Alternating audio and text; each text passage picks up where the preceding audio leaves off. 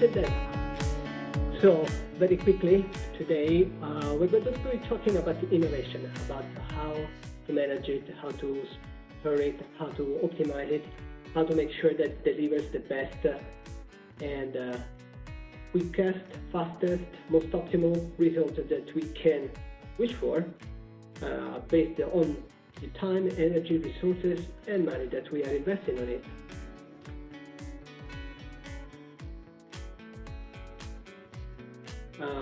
Before we go into the presentation, I would like to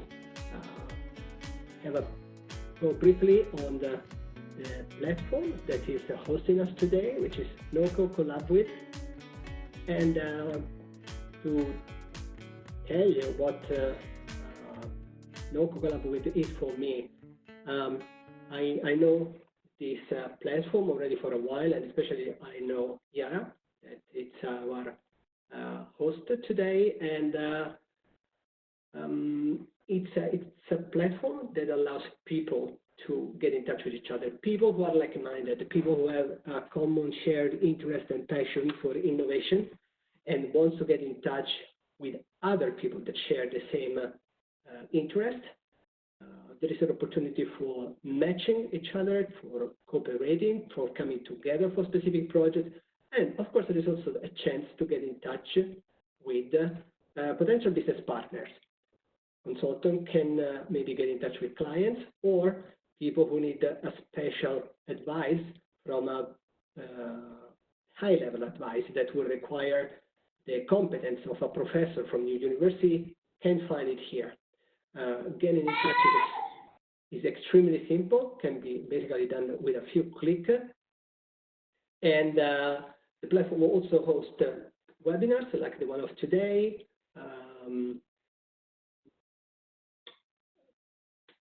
podcast, sorry for my stuttering, podcast. So articles, so there is the opportunity to get a lot of content about innovation and the different aspects that concern innovation that can go from technology to business, marketing, psychology, organization, and so forth. My experience with Knowco is very positive, as well as with HANA, and I can only advise everybody to get involved. It's really worth it. So we move on to the webinar of today. I will give a brief overview of the topics that we are going to go through. This is the agenda for today.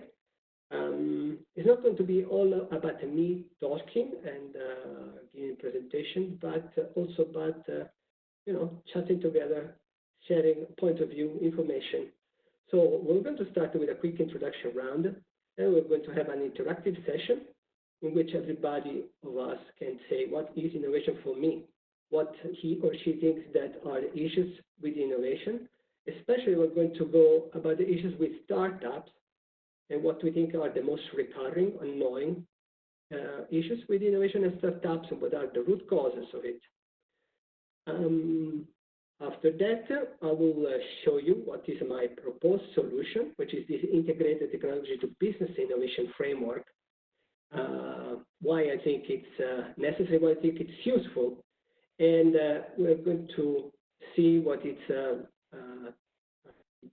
main brick and tool of this approach, which is my technology to business cockpit, and the different advantage utilization that this approach has, and the different advantages that I believe it can deliver, and who can get can use it, who can get advantage out of it, and then in the end we're going to also to conclude our conversation. And there's going to be time for question and answer before we say goodbye. So introduction round. This slide is empty because it's to be filled by our conversation right now. Maybe I can start with myself to give you a brief introduction of what about myself. My name is Mario, as you know, and I'm coming from Italy. I moved to the Netherlands in 2001. Myself, I'm an aerospace engineer, graduated in Rome, then came to the Netherlands for a PhD in Delft. After that, I had a very strong interest for innovation, exactly, how to bring new technology, new novel technological advancements to the market, how to make the connection, the bridging between technology, product, market, business, how to translate a market gap into an R&D project. So how to make a communicate scientists, engineers, and business makers, entrepreneurs, marketeers, because I think that there is a really strong need for a bridge between these two worlds that very often they can't really talk to each other.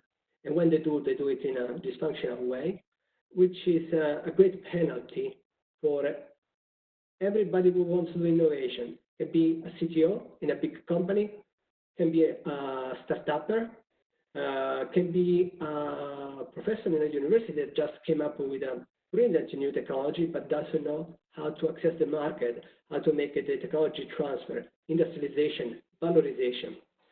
So with this in mind, I started to work as consultant first for a company that was already involved in innovation and engineering consultancy for a few years.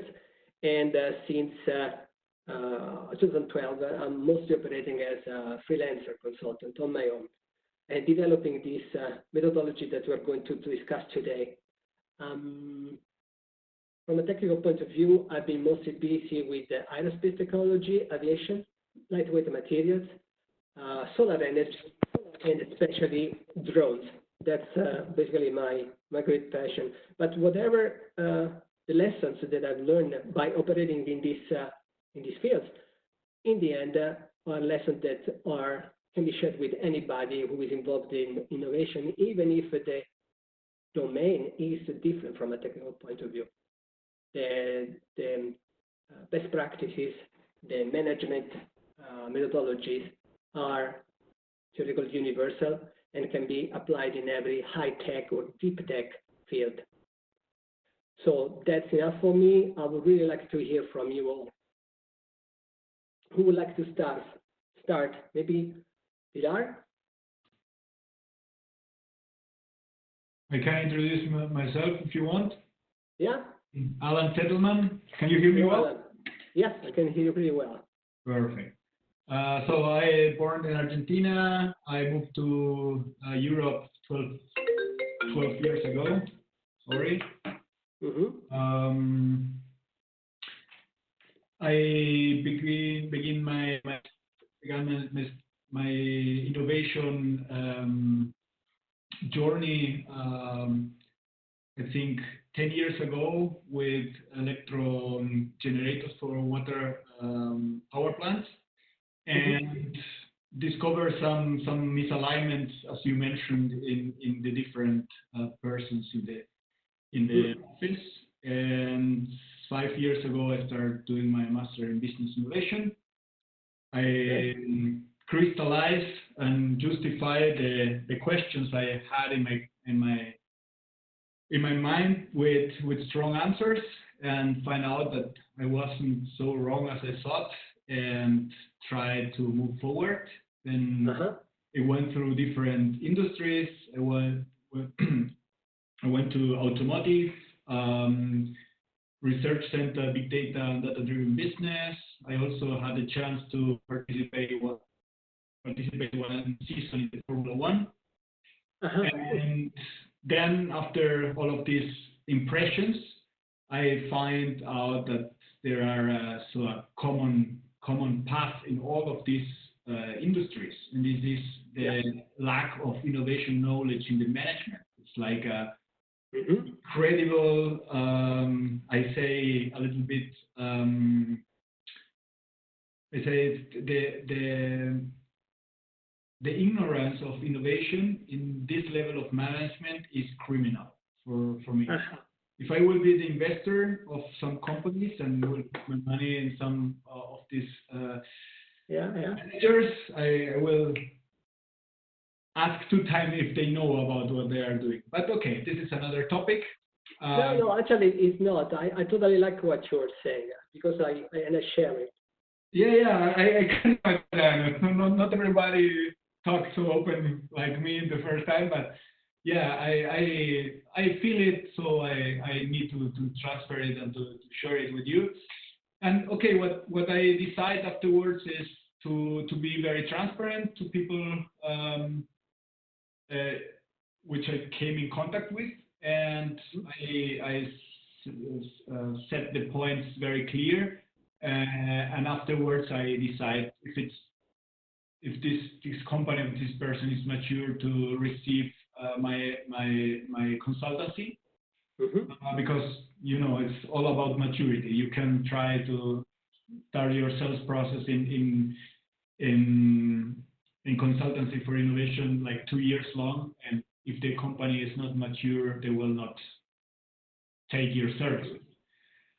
So this is more or less a resume of my journey.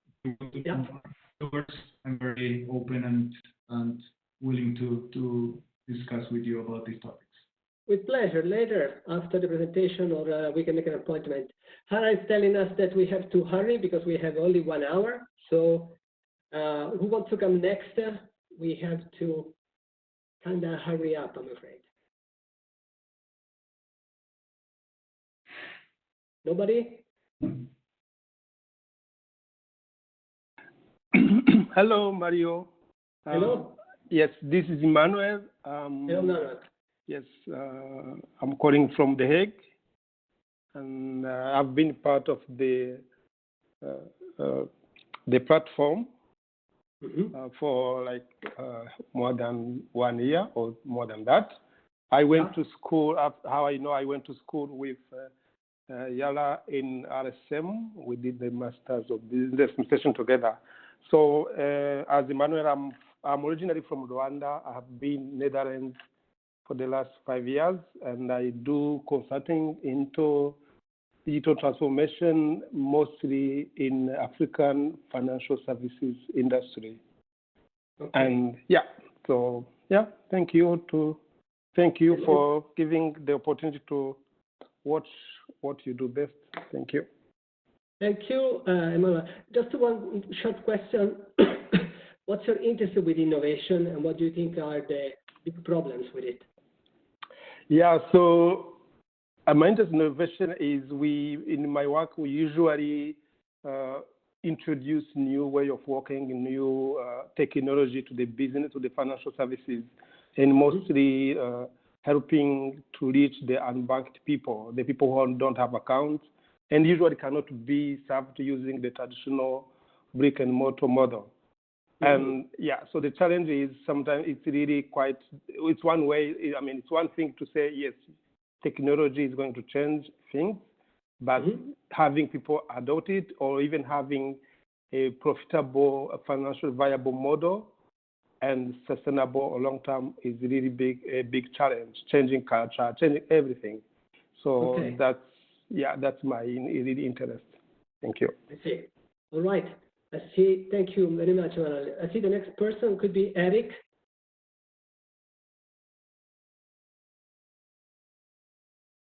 Eric, I can't hear from him.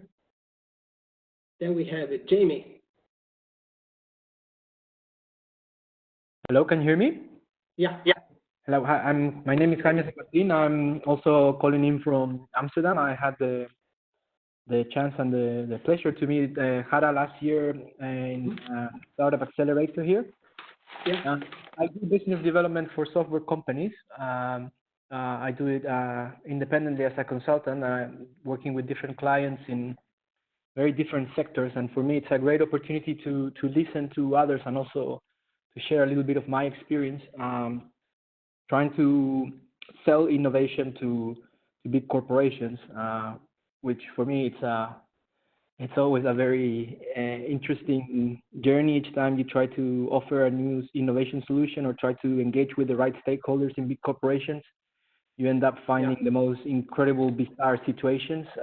For example, we recently were pitching for a solution to a big company, and we realized that they already had a competitor doing exactly the same as an approved supplier. And we were like, did you know that this company is already doing the same thing that we are offering to you guys? So things like this, I love to hear other people's experiences, because I think together we can learn more how to navigate these waters and how to offer innovation in a constructive way, and not so much running into innovation directors who look at us thinking that we can disrupt their business. Thank you. Pilar? I think you're on mute.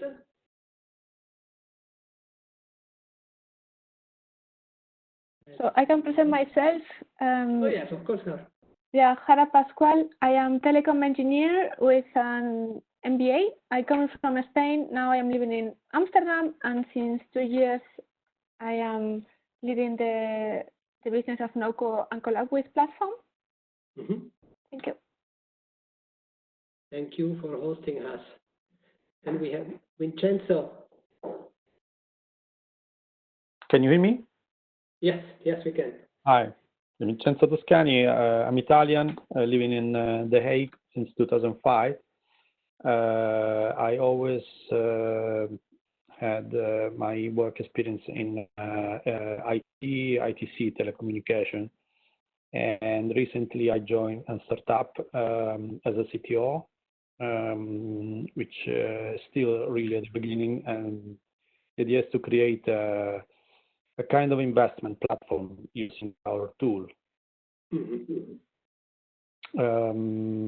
About the innovation, which I am really into it now since not very long time, I have to say, but I think one of the biggest problems is communications, how to communicate better the innovative ideas. Thank you. Okay, thank you, Vincenzo. Is there anybody else who want to introduce himself or herself? Otherwise, maybe I can go on with the presentation. Silence, I take it as a yes. So, well, we've gone through already basically this interactive session, and what is innovation for me, what are the issues, and now I'm going to give you a quick overview about what I think are the issues with innovations and what are the recipes for failure that are often embedded in innovation, according to my experience through the years. So one problem is that sometimes innovation starts on an excessive market pull. So there is a greater business opportunity, but there is not enough technical content. The technology is not mature yet, or the people who are working in innovation team, engineers, manager, are just not, they don't have the right expertise, they don't have the right skill set, they don't have enough knowledge, competence, or drive to pull it off. At the other side, we have an excessive technology push. So there is some inventor, some engineer, some scientist who is really in love with his little brainchild and thinks it's the greatest innovation ever, the greatest invention. But unfortunately, there is not enough market for that potentially wonderful innovation. But it's the market's just not there because maybe the market analysis, the market assessment has just been done not well, or coming to unrealistic coming to unrealistic assumptions, or there is no market analysis completely. And this brings to having a weak business case. Then we can have the wrong management team because, well, managing innovation is not really for everybody because sometimes managers are too business oriented and are not technically competent to lead engineers and scientists, valorize the talents of these people, or assess the profitability of an investment done in research and technology development. On the other side, we could have management that come from the ranks of engineering and science research, and they really could be great at their job, but they don't have a clue, unfortunately, about what is business, about how you introduce an innovation to the market. Another issue could be the lack of a sustainable value proposition. So, yeah, the market could be there, the technology can be good, but simply this thing is not financially viable or should be offered at a price which is not going to be accepted by the market. There could be the lack of a long-term vision. I've seen it many often with a lot of startups that just navigating with their nose, basically. They don't really understand where they're going. They behave like a windcock and changing direction in an erratic way at every little sign of inspiration that's coming from a potential adopter. And another problem is system thinking. Well, when you're doing innovation, you really have to think of the system. The system includes marketing, includes market assessment, includes technology, includes science, engineering, business, finance, and it brings them all together. And that's the only way to approach it if you want to succeed, or at least according to what I have experienced. So, similar issues affect startups. Normally, startups learn by trial and error, so they don't plan beforehand. They don't do their homework. They just want to do. They just want to enter into doing venture, capital, entrepreneurial spirit. But no, this is not enough. Enthusiasm is not enough. Drive is not enough.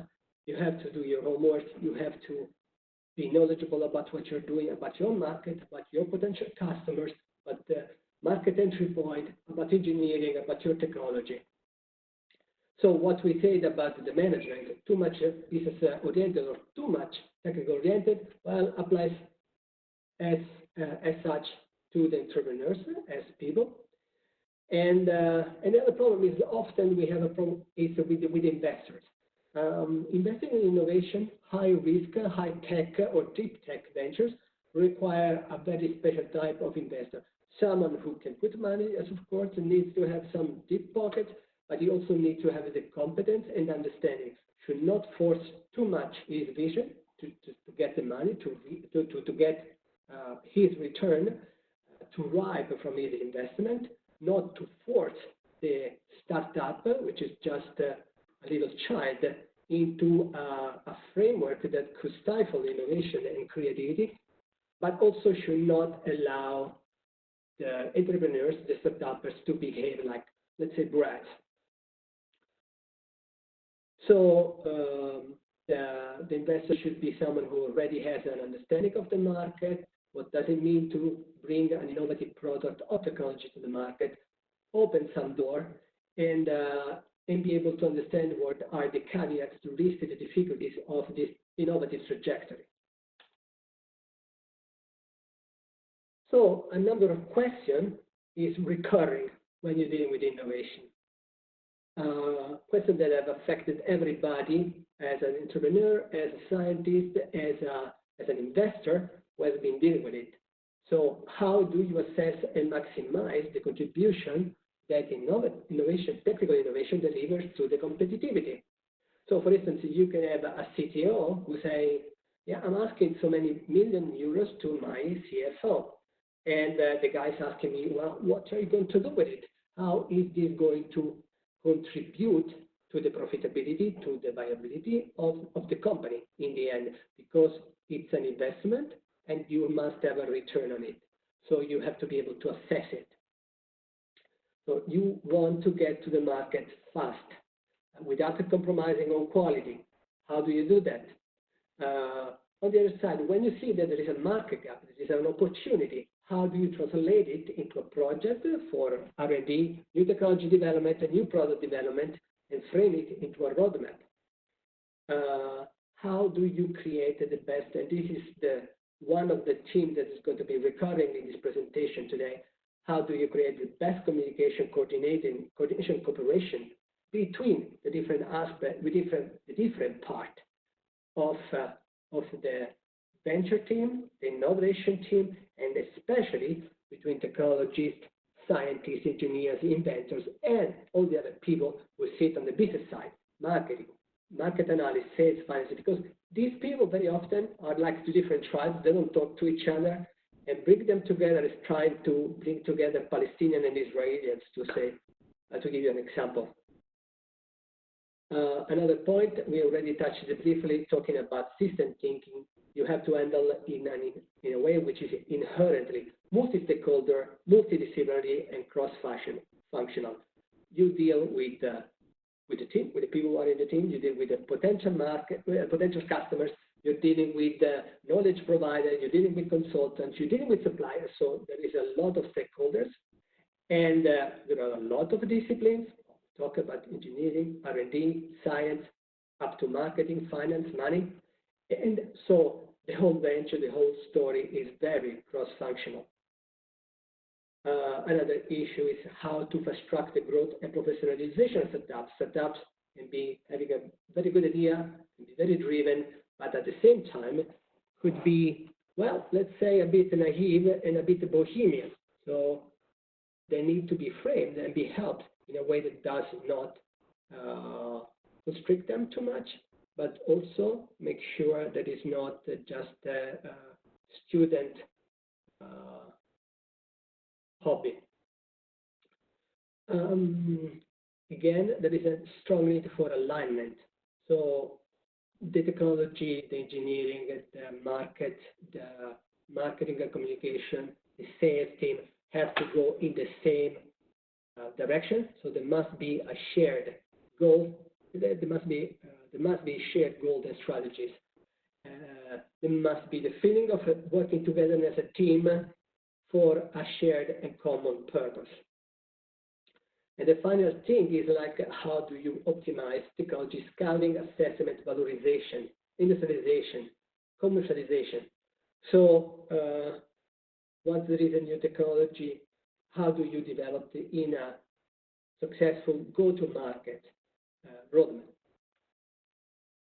So the key message I will try to develop during this presentation is that all these problems, these issues are not avoidable, doesn't need to be this way. There are solutions, or at least I propose one solution, which is my integrated technology to business innovation framework that we are going to see in a moment, and the technology to business audit evaluation cockpit that will follow up afterwards.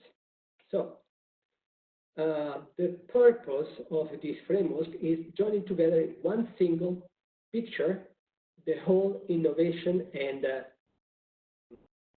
technology product lifecycle from R&D to the end of life, embracing everything which is in between: design, engineering, strategy, business, venture building, marketing, communication. So I will not go through the whole list, but it's clearly an integrated end-to-end process. It's a chain that goes from science to market, actually to both sales assistants.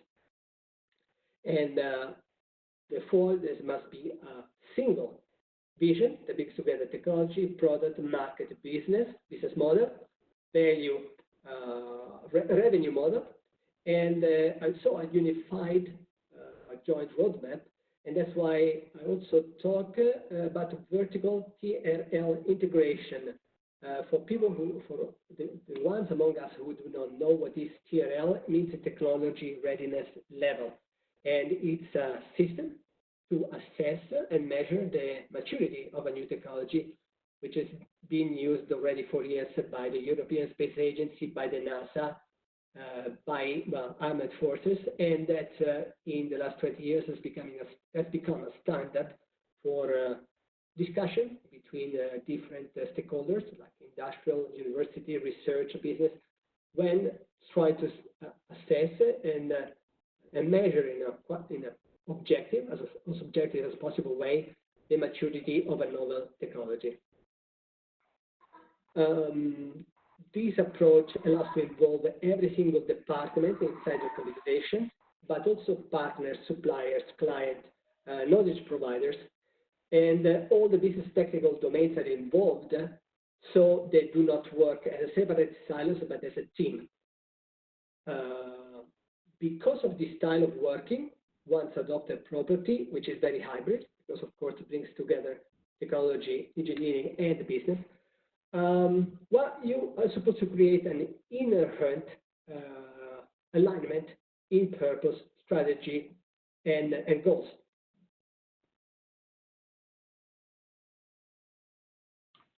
Could you repeat the question, please? The question? You mean this one? I'm sorry? I'm sorry, I understood you asked something, but okay. No, okay. So the result is obtaining a functional organization where the right hand knows what the left is doing, because sometimes it's not the case. And you create an effective communication, not dysfunctional. So where people really communicate and are able to talk to each other. And a number of other effects which I briefly already mentioned.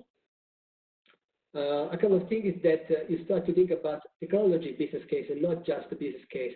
And technology product market combination, not just product market combination. Because it's clear that you need a specific technology to create a product that was going to go and fulfill a certain market need. And can apply to different sorts of organizations, single companies, regardless of the agent size, university and research institution, incubators, tech transfer offices and ecosystem, local governments, as well as government bodies and agencies, and consortia and joint ventures. It really is suitable for a number of different type of organization, private, public, and research-oriented. And that's where it comes. So we start with research and technology development at university and research institute. We go to a concept creation that normally can happen inside a company, or can even happen in the research environment. It both goes up to product development and engineering. And we'll get then to product and operation. As you can see, there are arrows that go forward and backwards because it's an iterative process, and each following stage is going to have a feedback on the previous. At this point, we branch out. We have to take care about the business development and growth, the business strategy and management. About once this object, this product, this technology is going into production, then we're going to need to handle supply chain, sourcing and logistics, suppliers, outsourcing, all sorts of issues related to the operations.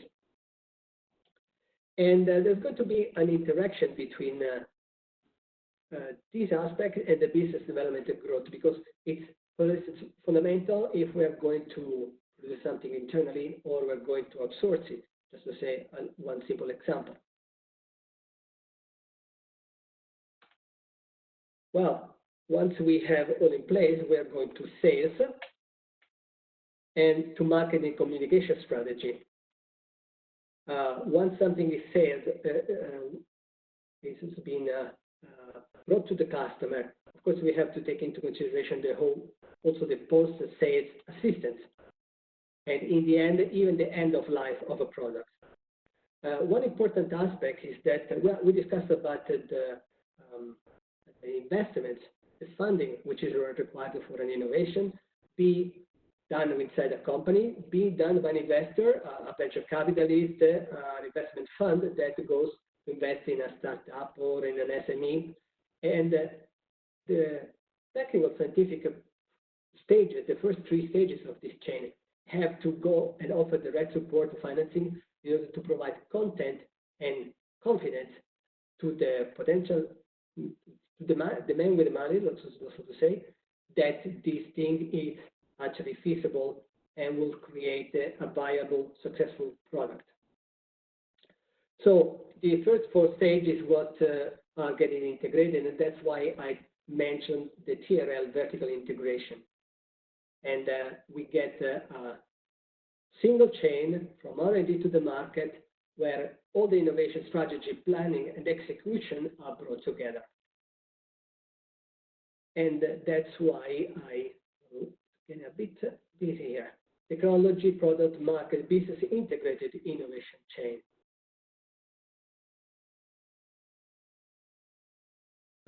This brings a number of advantages like continuous alignment and integration between the different aspects of innovation, and straightforward valorization of and commercialization of knowledge technology.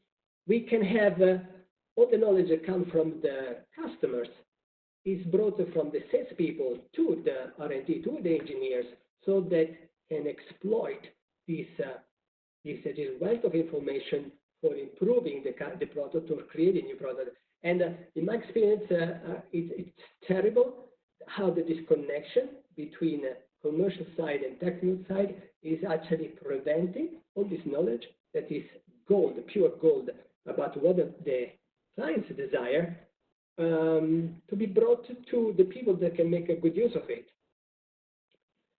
And so as you see from the chart on the left, there is an alignment between market and technology strategy. There is a continual realignment of technical product, commercial and financial goals. And there is a possibility of jumping quickly between an helicopter view, strategic vision, to the hands-on implementation. This allows also to have a major emphasis on long-term visions, objective, strategy, and ambition. So more recent and well thought of navigation through the in the sea of the innovation, and thinking when you're trying to generate innovation about is it going to bring sustainable profitability? Is it actually deliver competitive advantage? And well, since we nowadays social corporate responsibility is becoming bigger and bigger, start to have also consideration for positive social impact. How is my innovation going to benefit also society at large, not only the company? Is it going to reduce CO2 pollution? Is it going to benefit the lower layers of society? And so you stop steering by side and with a narrow-minded short-term vision, and you look at what you're really trying to achieve in the long term. And this allows also to bring an innovation culture in the organization.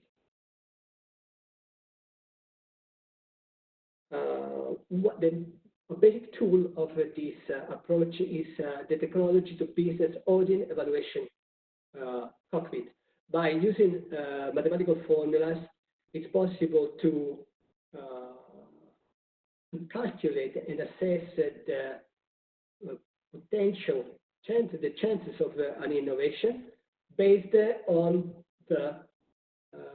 a number of parameters, which we'll call later on key success factors and enablers, which are in the organization, the innovative organization, and how this will tell us whether this innovation and this team who's trying to innovate are going to have good chances of being successful or not. And that's how it looks. There is a number of parameters that we are going to see in the next slide, and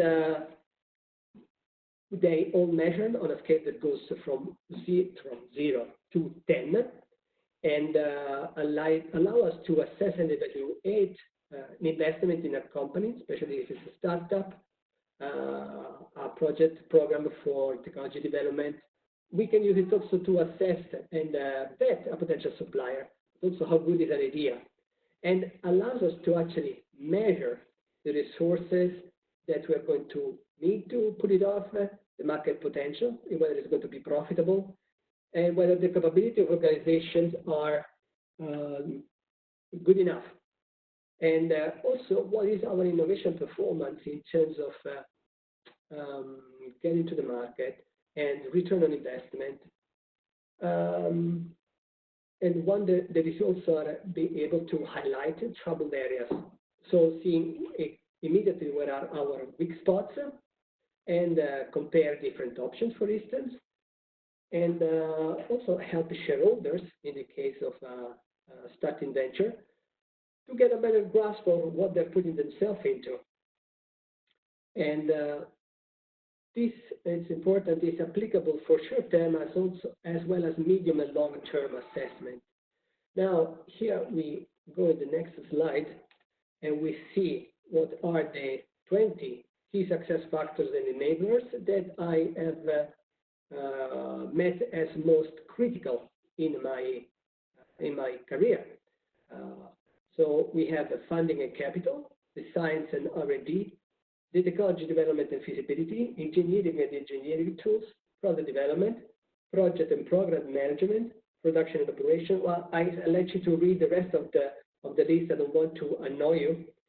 But you will see there are really different elements that include also certification, IP protection, the market assessment, up to the psychology inside the organization.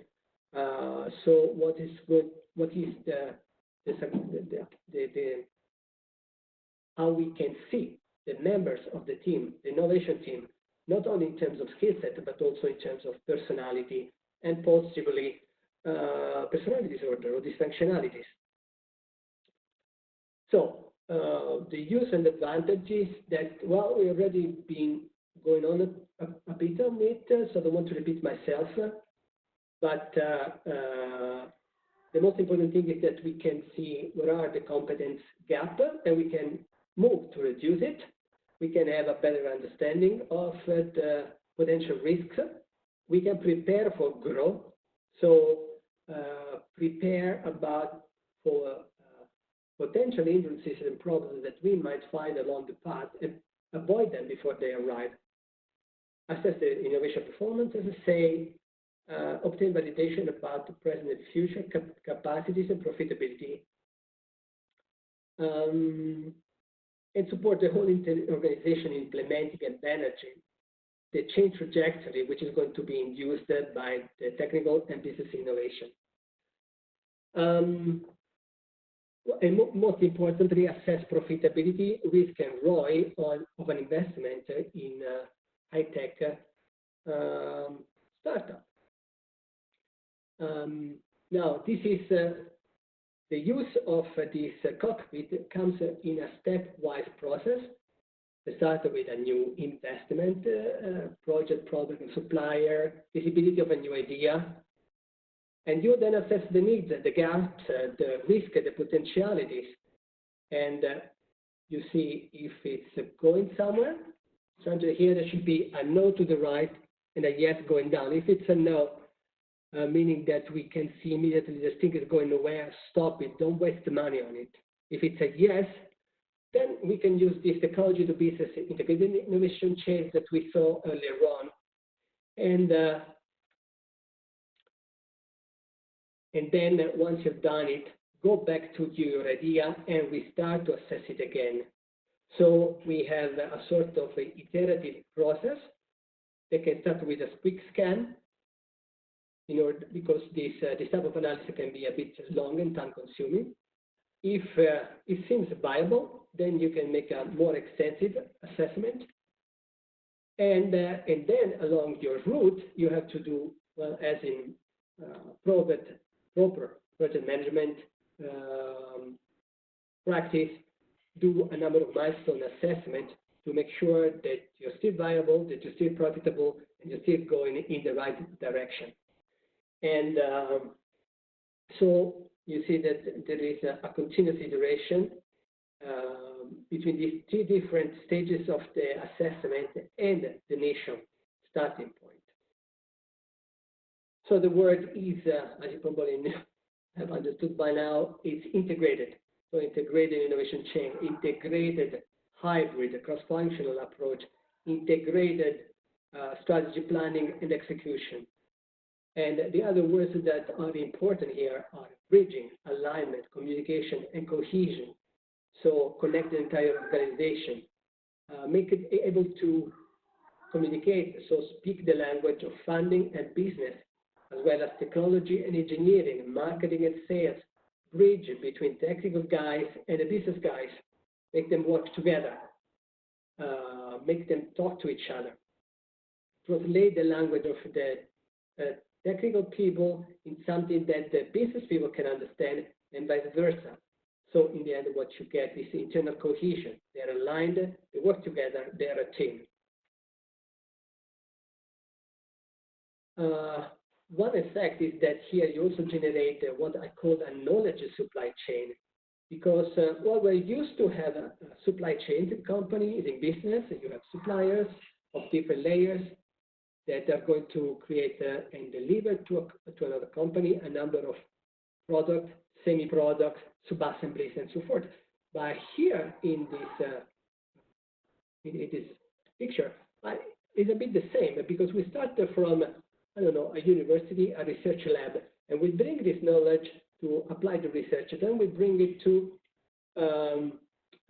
product development and so forth. So it's a chain, and we have to handle it accordingly. How we are going to distribute the know-how between the different partners and while still protecting IP. How do we optimize the communication between the different stages so that they understand each other and they work together? And also how we make sure that we get the best out of suppliers. For instance, I come from an aerospace background, and one of the problems is that very often suppliers are vetted on the basis of price, but it is absolutely not good enough. You also want to know what the skill set is, what is their know-how, what is their timeliness, reliability, and so forth.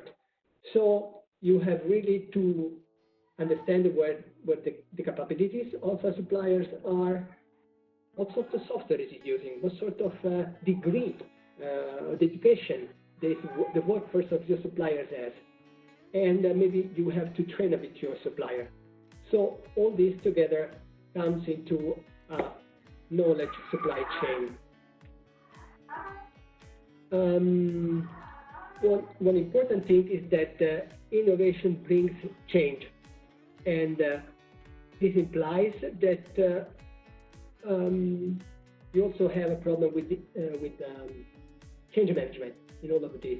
So you have to take into account, and as I said before, the technical, financial area, operation area, commercial area, they come together and they must not work as a silos. So it's important to have a change department which is going to handle all the different change aspects related to the innovation, which is going to form by a cross-functional team involving people from the different areas, and who are first working together as a team, but then also going back to their department and bringing the information, the knowledge, change to their respective department and working as evangelists of the whole innovation. That's taking place in the organization. Well, for whom we have already seen it, the most important key aspect here is to make sure that what you create is an organization, be it inside a company, be it bringing a joint venture, being in a company with all its suppliers that exploits the best complementarities, creating a synergies and resulting in a higher value than the sum of the singles. So if it sounds interesting and exciting, something that you may be wishing for, but you thought it wasn't feasible, I'm not sure here. Well, I'm not sure. This tone maybe sounds more like for a manager or for an investor that has been banging his head, or for a startup who have been banging their head against the innovation problems, might be feeling like that. So the idea that I'm trying to give to everybody today is actually it's possible, it's feasible, things can be better. These problems with innovation are not unsurmountable, and they are not a God-given problem that has no possible way out. Before we go to the Q&A, I would like to briefly introduce the next webinar, and maybe Hara, you can take the word here. Hello. So we have, as you know, a series of webinars from our community members, and the next month on June, always is the first Friday of every month, we have the mindfulness for change. So I think it's very good link from your last sentence, Maria, about innovation is change. Mm-hmm. So that's why we have a completely different perspective of what is exactly really makes and what exactly is change, individual change and organizational change from a mindfulness perspective. Because at the end, it's when the person changes when there is a change. It's not only because we have a slight or innovation process of changes will change. You know, it's like a very complex process. I think Mario put very well in the graph, like psychology of organization. is one of the key points, how and why people change, and I believe is one of the key parts of the innovation management to understand change from the psychology perspective.